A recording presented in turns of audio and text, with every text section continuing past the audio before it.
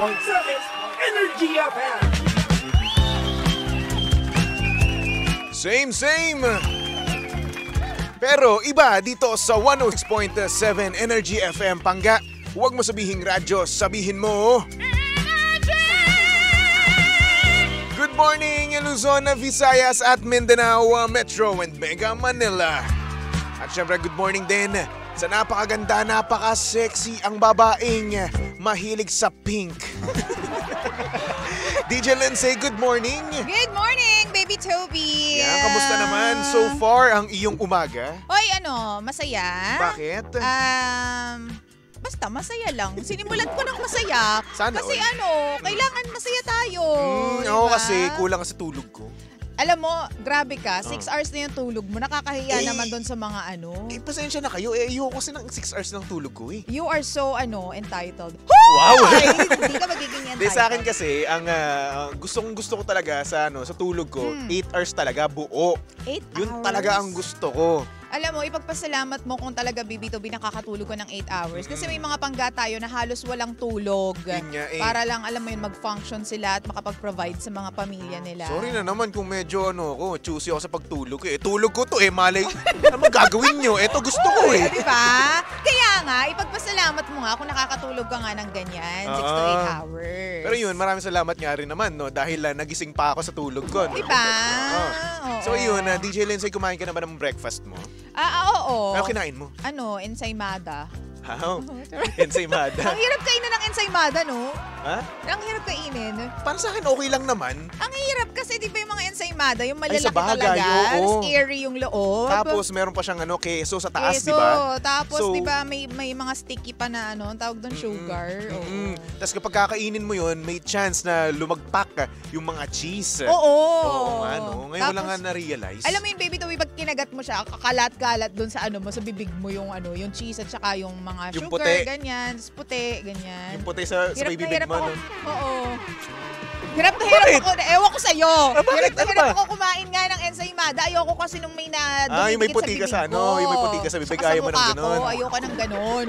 Kaya ang ginagawa ko sa ensaymada, sa lahat po ng mga nag-aalmusal, gawin nyo rin po ito kung kumakain po kayo ng tinapay ngayon. Pipiin nyo muna. Ha? Pinipipi ko ang ensaymada, Baby Toby. Paano pipiin ng ensaymada? Iniipit na ganyan para numipis. So, parang hindi mo na na-enjoy yung, anong pinaghirapan nyo ng bakery? Ay, hindi naman. Ano ka ba? Pinapaalsa lang yun eh. Sabihin na natin, sige, Oo. pero ihuhulma niya yun.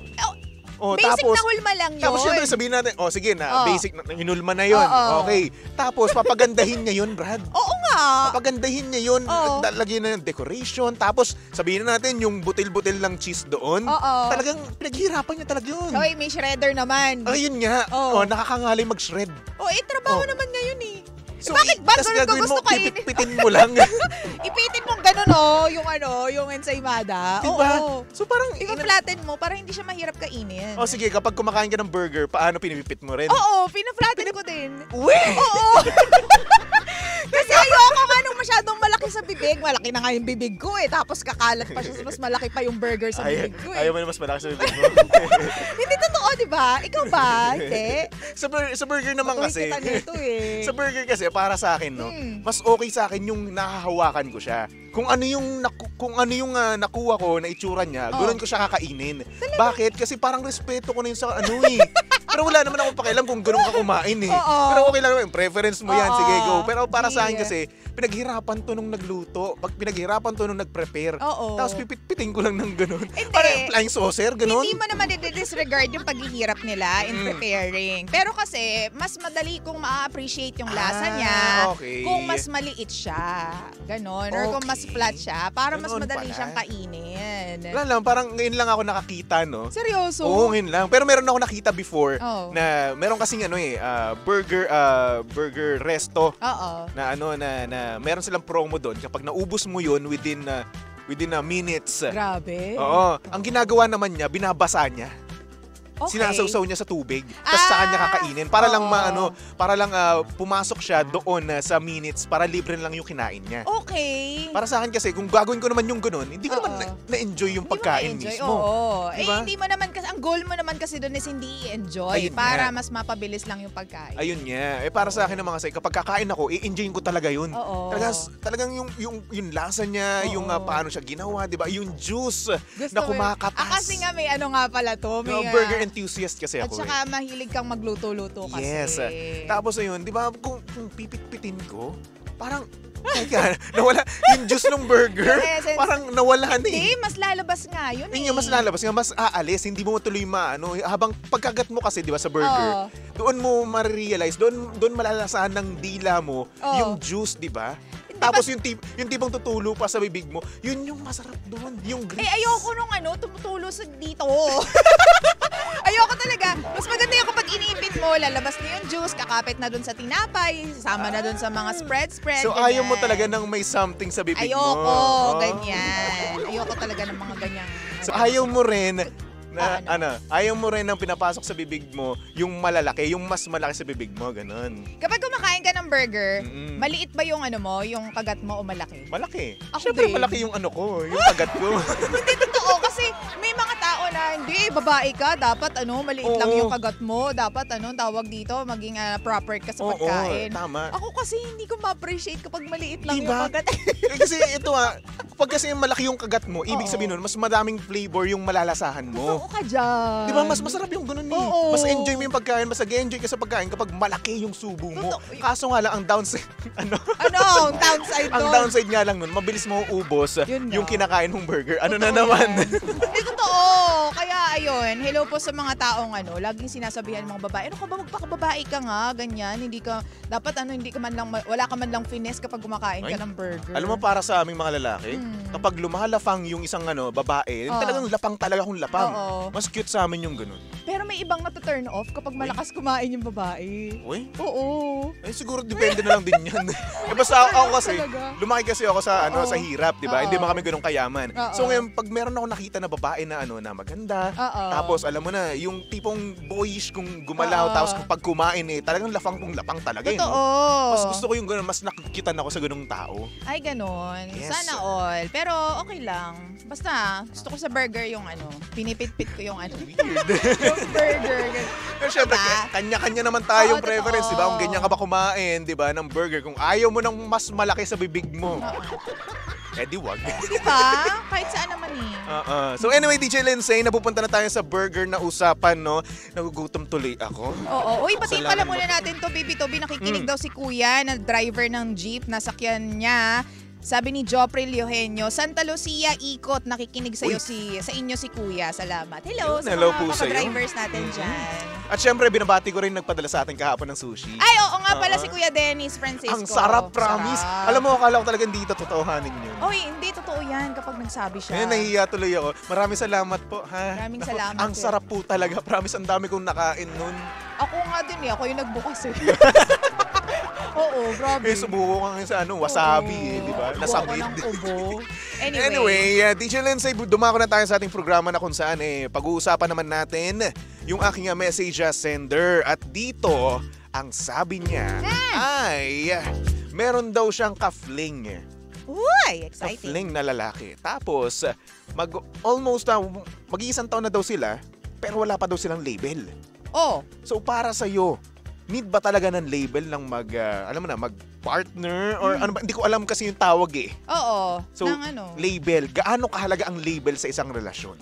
Ako kasi kung kayang ibigay yung label at kung hihingi mo naman yan ng freely, kung ibibigay naman sa'yo freely, okay lang. Pero kasi, mas masarap sa pakiramdam nga yung meron kang kumbaga may title ka as girlfriend, I'm sure sa mga lalaki din ganyan, boyfriend. Pero kung hindi talaga maibibigay sa'yo, di nasa sayo na yun kung mag-quit ka o hindi. Kasi kapag hindi ka binigyan ng label, di ba, BB2B, parang open relationship. Parang anytime you may leave, anytime pwede din bumalik, ganyan. So ikaw ba, naranasan mo na rin ba magkaroon ng Walang label na, ano? Oo. Ano nangyari Yun nun? yung pinakamasakit sa lahat eh, yung walang label. Hindi mo alam kung kailan ka ba niya i-message. Hindi mo alam kung sino ba kausap niya, sino ba yung kasama niya. Wala kang karapatan kasi magtanong, Baby Toby, pag wala kayong label eh. Actually, tama Diba? nga. Kasi syempre, kapag naisip mo yung mga ganyang bagay, di ba? Syempre, ikaw, bilang babae, na-fall ka na rin naman doon, di ba? Oo. Hindi mo naman siya i-entertain kung wala kang feeling sa kanya, di ba? Oo. At hindi mo gagawin yung mga bagay-bagay na ginagawa mo sa kanya kung wala kang feeling. Oo naman. Yung pag-oo mo naman Pero na yan. ano, Baby Toby may mga tawag dito, yung mga walang label na napupunta sa magandang direksyon. So ngayon, para sa akin, kapag nare-realize Ikaw ko, or kapag nandun ako sa ganong sitwasyon, no, naiisip ko na, paano pag nagselos ako? Paano kapag meron siyang kausap tapos hindi ko feel na yung kausap niya? Oo. 'Di ba? Anong gagawin ko? Since wala naman kaming label, wala kami na pag-uusapan. Magseselos ba ako? True. May karapatan ba ako? Yes. So para sa akin, mas gusto ko may label kami. Totoo. 'Di ba? Kasi kung wala 'yan, wala kang karapatan sa mga bagay-bagay. Para may security ka, 'di ba? Yes.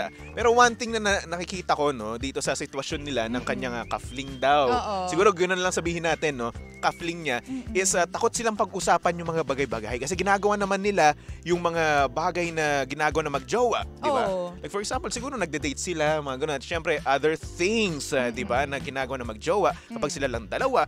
So siguro takot lang silang pag-usapan kasi baka yung isa hindi pa sure kung totoo tunay na ba talaga yung nararamdaman nung isa, or baka naman ang gusto lang niya talaga is alam mo na, yung fling-fling lang, yung with benefits lang na bagay-bagay, di ba? Nabibuisit ako sa iyo kung sino ka man. Babae ba yung letter sender mo? Babae naman. Naku, yung lalaking mga ganyan hindi pa kayo magbibigay ng ng label, hello, nagawa nyo na nga lahat.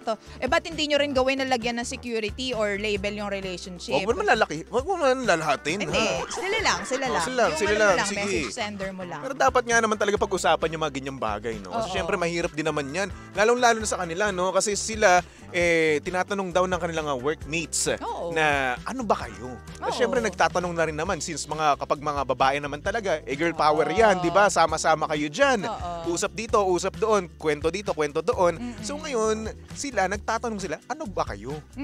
Di ba? Tapos, kailan ba kayo magkakaroon ng label? Kasi ginagawa Hirap niya naman yan. yan. Kasi concerned din naman yung kanyang workmates sa kanya, di ba? Totoo. Well, alam mo yun, sila lang makakapagbigay ng label sa mga sarili nila. Pero alam mo, napakagulong usapan yan. Kasi one nga, hindi ka pwede mag-demand.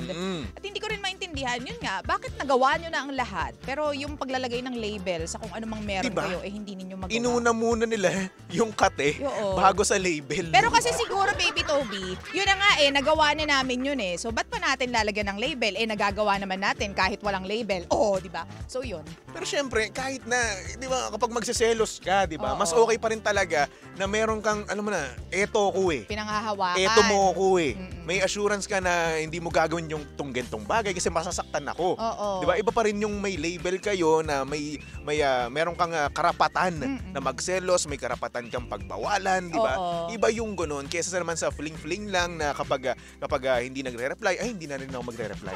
Kasi for 1 year, pinabayaan ni ate mong girl Ayun na nga na magpatuloy yung ganyang practice nang hindi siya nagde-demand ng label at ng title. O di, Siguro, patuloy lang. etong si Guy, tinake advantage yung ganun, True. di ba?